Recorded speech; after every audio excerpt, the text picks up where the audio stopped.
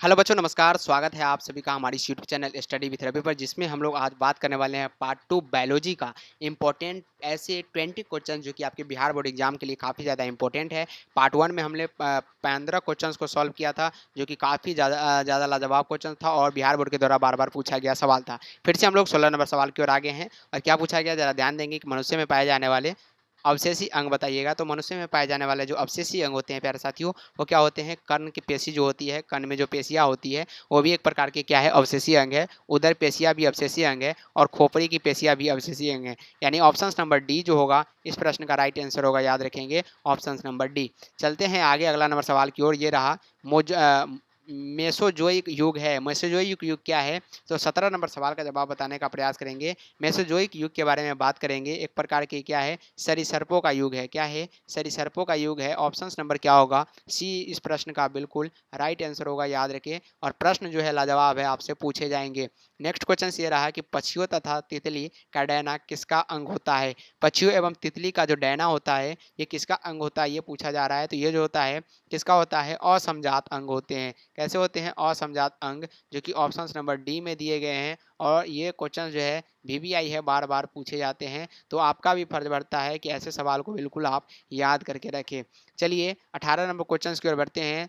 तो देख सकते हैं रिपीटेड क्वेश्चन है। 19 नंबर सवाल की ओर हम लोग जरा बढ़ते हैं। मनुष्य निम्नलिखित में से, प्यारे साथियों, निम्नलिखित में से क्या पूछा गया है? मनुष्य जो निम्नलिखित में से किस ऑर्डर तथा किस कुल का सदस्य है, बताइएगा। किस ऑर्डर तथा किस कुल का सदस्य है मनुष्य, बताने का प्रयास करिए। 19 नंबर क्वेश्चन का जवाब बताइएगा। क्या आंसर आ रहा है सभी का? तो बिल्कुल सभी का ऑप्शन नंबर प्राइमेट्स एवं हेमिनिडी आ रहा है, जो कि बिल्कुल ऑप्शन नंबर क्या होगा? सी जो होगा बिल्कुल इस प्रश्न का राइट आंसर होगा। क्या होगा? सी जो होगा बिल्कुल इस प्रश्न का राइट आंसर होगा। ये रहा अगला नंबर सवाल, 20 नंबर क्वेश्चन कि पादप तथा जंतुओं के बीच की कड़ी जो है किसे माना जाता है? पादप तथा जंतुओं के बीच की कड़ी किसे माना जाता है? तो 20 नंबर क्वेश्चन का क्या आंसर होगा? सभी का आंसर ऑप्शन नंबर युगलीना आ रहा है। बिल्कुल ऑप्शन नंबर सी आंसर होगा। क्या होगा? युगलीना। पादप तथा जंतुओं के बीच की कड़ी किसे माना जाता है? तो युगलीना को माना जाता है।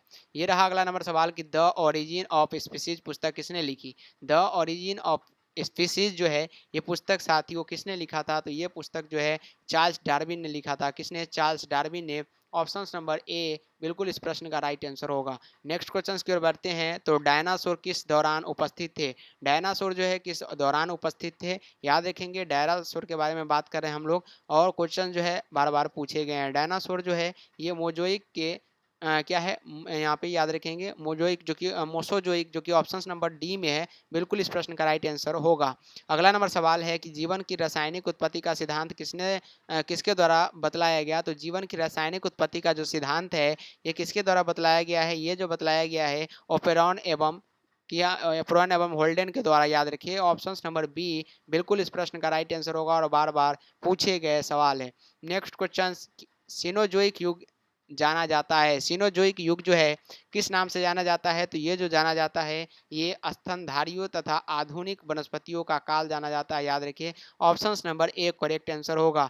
25 नंबर क्वेश्चन ये रहा, मनुष्य के विकास की आयु किसके द्वारा मापी जाती है? मनुष्य की विकास की आयु जो है ये किसके द्वारा मापी जाती है? तो ये रेडियोधर्मी दिनांकन, रेडियोधर्मी डेंटिंग के द्वारा मानी जाती है, याद रखेंगे, मापी जाती है। अगला नंबर सवाल ये रहा कि योगतम एवं उत्तरजीविता विचार किसके द्वारा प्रस्तुत किया गया? तो ये जो विचार है ये किसके द्वारा प्रस्तुत किए गए? डार्विन। डार्विन के द्वारा प्रस्तुत किया गया प्यारे साथियों। किसके द्वारा? डार्विन के द्वारा, याद रखिए। Option number B correct answer होगा। हार्डी वेनबर्ग को लागू किए जा सकता है इनमें से किसकी अनुपस्थिति में? हार्डी वेनबर्ग को लागू किया जा सकता है किसकी अनुपस्थिति में प्यारे साथियों? तो 27 नंबर क्वेश्चन का क्या आंसर आ रहा है? इन सभी की अनुपस्थिति, उत्परिवर्तन, प्राकृतिक चयन और पूर्ण संयोजन। ऑप्शन नंबर क्या होगा? डी जो होगा राइट आंसर होगा, याद रखेंगे। आधुनिक मानव का वैज्ञानिक नाम क्या है? तो आधुनिक मानव का वैज्ञानिक नाम जो है ये क्या है? आधुनिक मानव का ये बिल्कुल होमो सेपियंस है। क्या है? होमो सेपियंस। ये आधुनिक मानव का क्या है? वैज्ञानिक नाम है। डायनासोर है प्यारे बच्चों। डायनासोर क्या है? तो डायनासोर एक प्रकार का क्या है साथियों? ऑप्शन नंबर यहाँ पे भी विलुप्त सरीसृप है, क्या है, विलुप्त सरीसृप है डायनासोर। अगला नंबर क्वेश्चन की ओर बढ़ते हैं। मनुष्य के हाथ, चमगादड़ के पंख तथा व्हेल के फ्लीपर अभिव्यक्त करता है, आपस में क्या अभिव्यक्त करता है? तो ये सभी के सभी समजात अंग है। कैसे अंग है? समजात अंग है। कैसा अंग है प्यारे साथियों? समजात अंग, याद रखेंगे। नेक्स्ट क्वेश्चन की ओर बढ़ते हैं। तो कर्मिक विकास में योगदान है, कर्मिक विकास में जो है किसका योगदान है? तो ये पर परागण का योगदान है। Option number B correct answer होगा।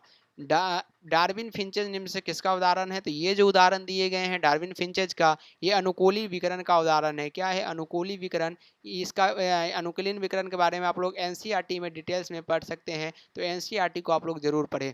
नेक्स्ट क्वेश्चन की ओर बढ़ते हैं। इनमें से कौन अवशेषी अंग का उदाहरण नहीं है? अवशेषी अंग का जो है उदाहरण नहीं है प्यारे बच्चों, यहाँ पे वर्मी फॉर्म अपेंडिस नहीं है, याद रखेंगे। और 34 नंबर क्वेश्चन ये रहा, कौन समजातीय संरचना नहीं है? समजातीय संरचना नहीं है ये पूछा जा रहा है, तो ये कशेरुकी हृदय एवं मस्तिष्क नहीं है।